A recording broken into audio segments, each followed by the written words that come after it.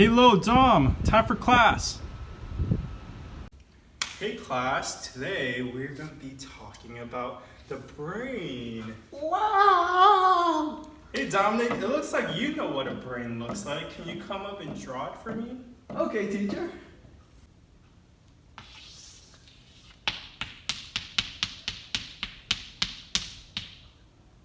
Wow, that's exactly right. Alright, Dom, so the brain is very important. It has many functions.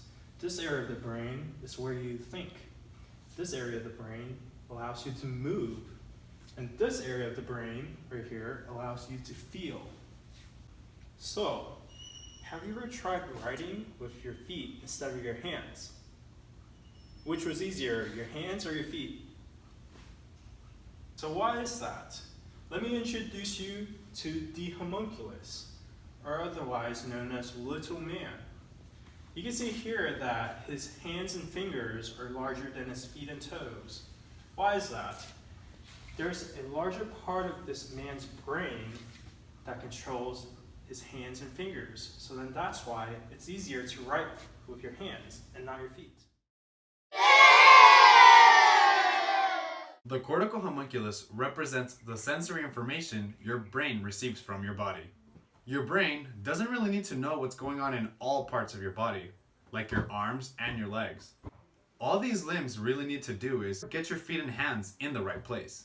However, your lips, hands, genitals, and feet receive a lot of sensory information that your brain processes. The more information these areas shoot up to your brain, the more space they take up in your cortex. Ask you how you are, you just have to say that you're fine when you're not really fine, but you just can't get into it because they would never understand.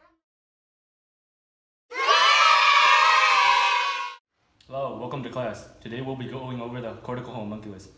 Glad to see such good turnout. Let's get started.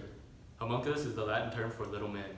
Dr. Wilder Penfield was one of the first scientists to map the functions of different brain regions, which led to the development of the homunculus as a representation of topographic maps found in motor and somatosensory cortices. Topographic maps are a way to organize the brain by grouping neurons with similar sensory and motor modalities into the same areas of the brain, which highlights their interconnectivity. For example, neurons that control the hands and fingers will be grouped together in the same area of motor cortex, and those will be located near neurons that control the arm. The sensory and motor homunculi developed by Penfield are based off of these topographic maps. Parts of the body that require more control or take in more information will have more neurons dedicated to those tasks, which means that they'll take up more space in sensory and motor cortex.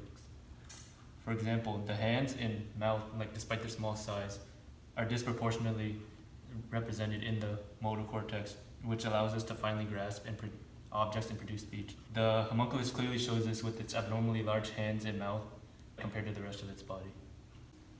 Alright, any questions?